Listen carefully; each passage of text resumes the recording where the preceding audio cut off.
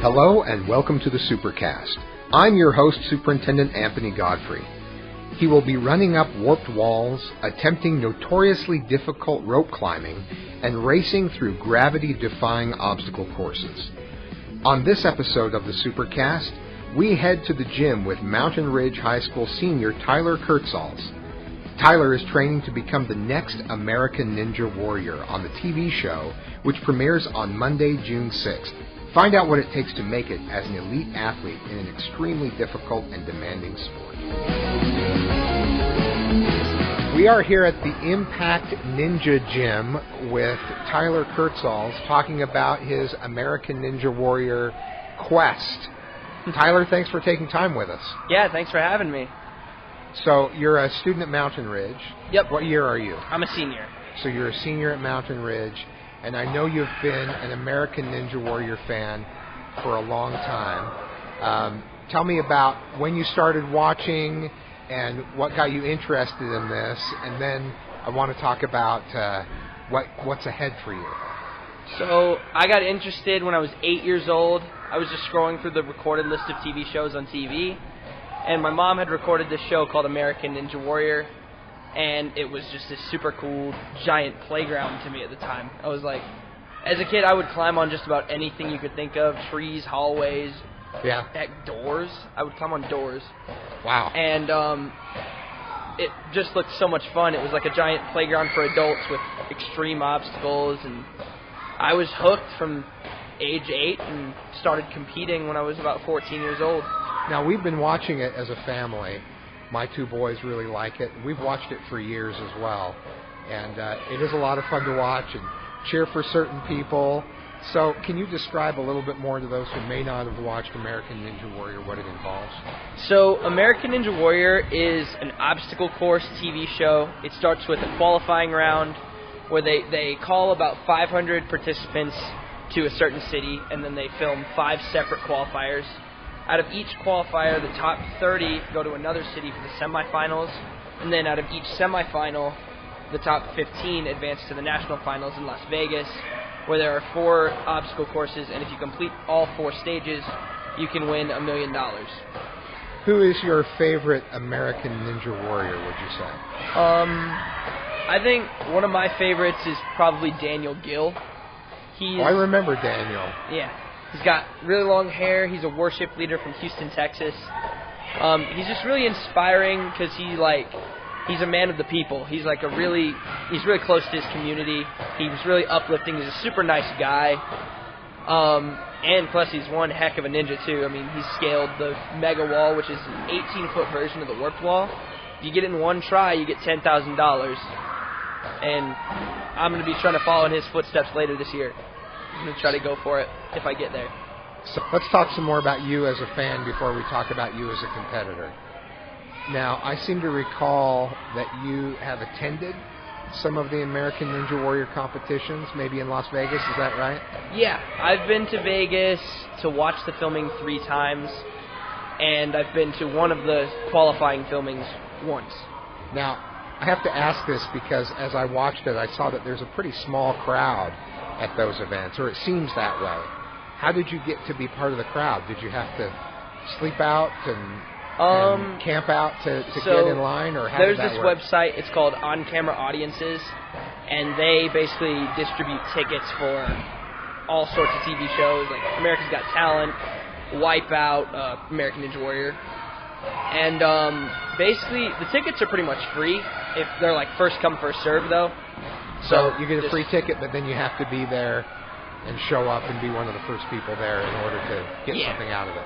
Yeah, exactly. Okay. So tell me about your path to being a competitor.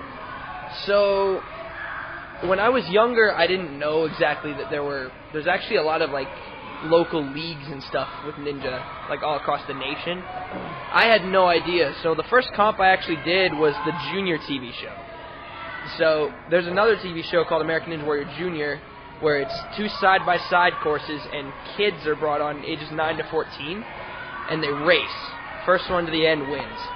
Now, the adult competition is timed. Yeah. So that there's only one person on the course at a time, and then you compare times with each other. Yep. But so it was side-by-side competition for the youth league. Yes. Okay. And so when did you first compete in that? 2018. I was 14 years old. I applied for it, having no real idea if I was going to get on or not.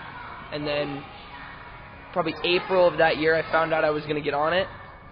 And then I did my best to train for it. I hadn't been to a ninja gym very much beforehand, so that ended up being my first experience competing, and that really opened me up to a lot of the leagues all over the place, and I was able to go spread my name a lot more.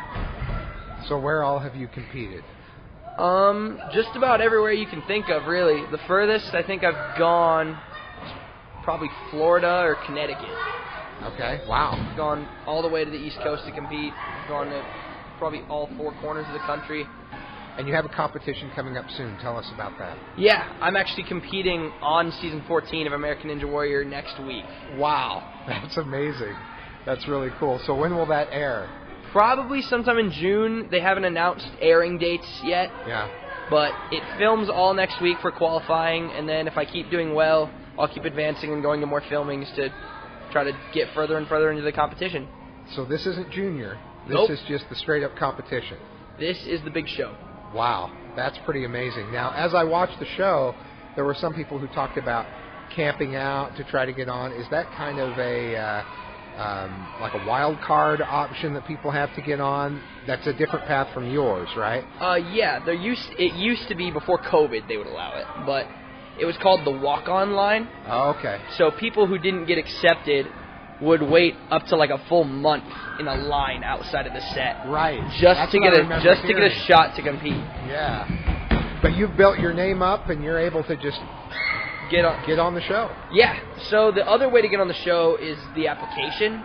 So it's like 8 pages of like questions and stuff, and then you have to submit a 2 to 3 minute video explaining. I remember watching the like videos about I'm doing this for my father, and he watched me train and that sort of thing. Yeah. There were kind of some heartfelt, touching stories about how people are overcoming adversity in their lives to be able to be part of it. Yeah. Basically tell them your story, and if they're interested in you and want to do a bigger scoop on you, then you got a really good shot at getting on the show. But you've gone through the more the competitive path to show that you're a real competitor and someone who can advance. Yes. Okay. Stay with us. When we come back, more with Tyler. And we talk to his mom about supporting her Ninja Warrior son through the highs and lows of competition.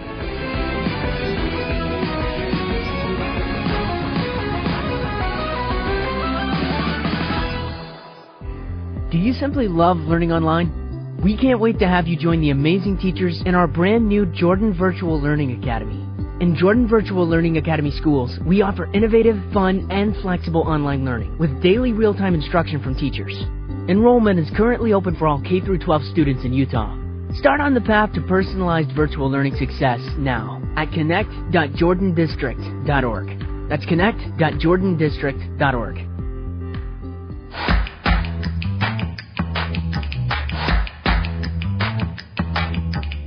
Someone who's watched the show, I'm very interested to hear more behind the scenes about how you've prepared. So we're here at the gym, as you can hear in the background, and there are all kinds of contraptions here that really, to me, look more like they're designed for torture than exercise.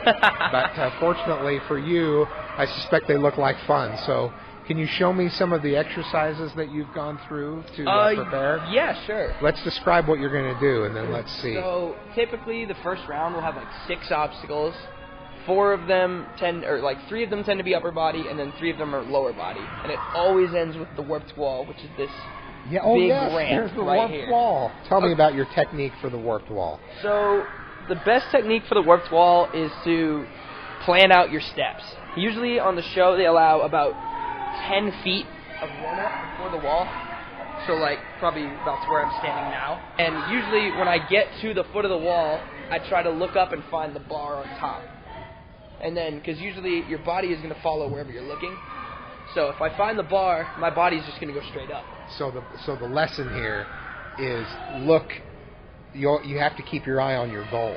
Yeah. In order to get there. look so where you want to get. For those who are listening, it's a very, very steep ramp that he's trying to run up. And by steep, I mean like 90 degrees in the air ramp. And then he's got to grab a bar at the top and pull himself up.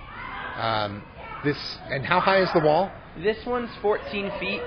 The one on the show is 14 and a half feet. Wow. And then they also have the mega wall, which is 18 feet. And that's the one where if you scale it, you get 10,000 on the first try. Yep. Okay, well, are you ready to show me what you got on this? Sure. All right. How many times, before you do this, let's be clear, it's you doing this. Yeah. How many times have you scaled a wall like this, would you say? Way more than I could count, honestly. Okay. They're in just about every competition that I do. All right. Let's see.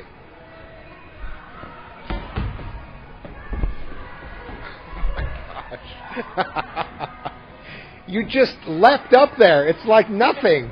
Yep. I don't mean to suggest that it's easy, but you make it look easy. Holy cow. It gets easy after a while. Wow.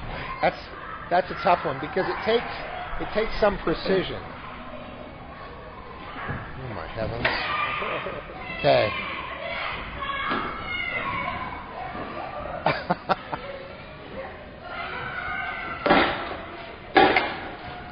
You skipped.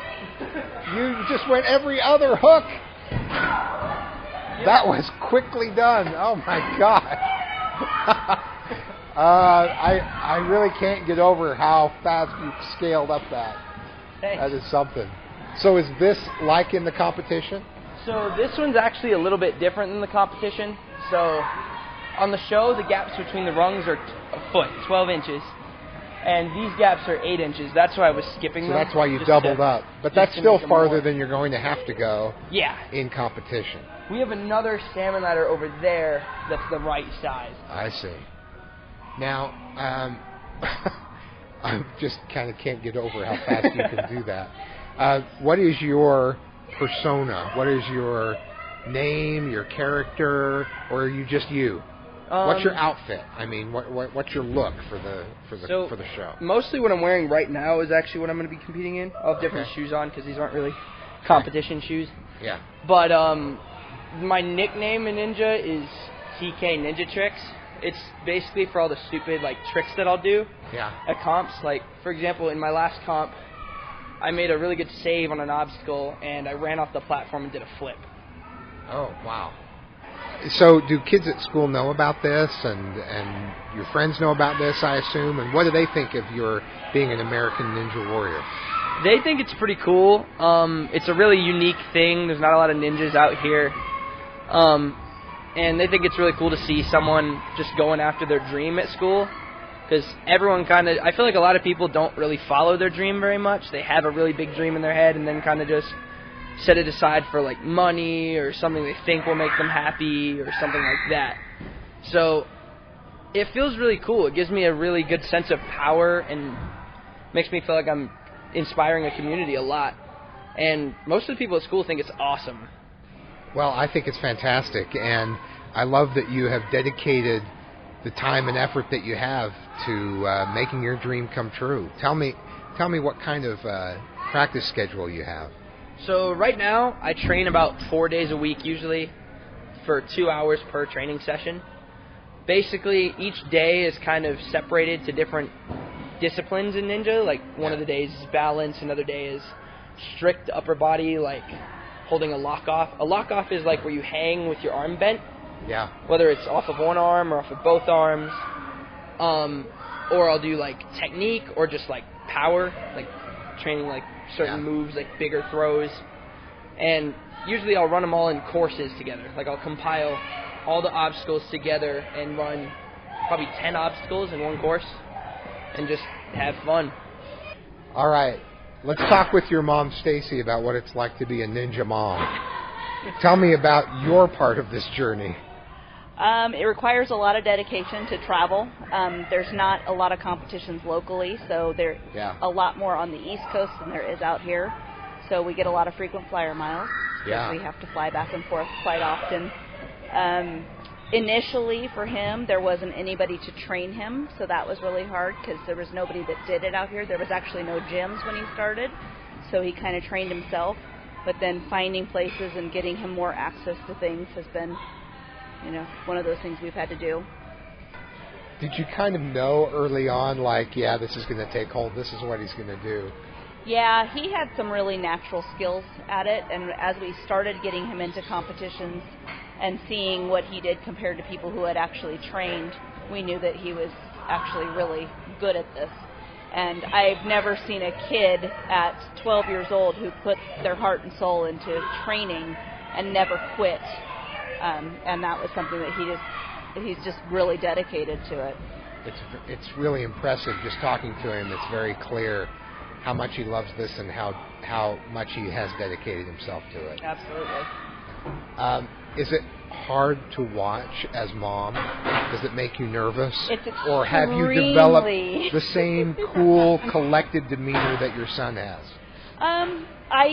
It depends on which kind of competition it is. If it's a local competition, I don't worry. It's not a big deal. Right.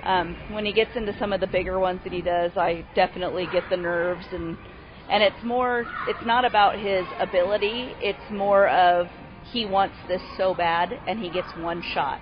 Right. And so I don't want to see him disappointed for any reason. Well, so hard. That's the difficult thing when I watch, and when I even think about watching you, Tyler, is that there's no margin for error. It's not like basketball where you can miss all kinds of shots and still have an amazing game.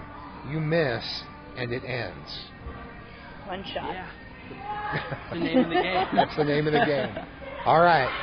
Thank you so much for taking the time to talk with me. I'm really excited to watch you in this competition. I can't wait. And I'm really proud of the work you've done. It's really exciting to see everything you've put into this, and I really like your chances. Yeah, thanks for having me. That means a lot.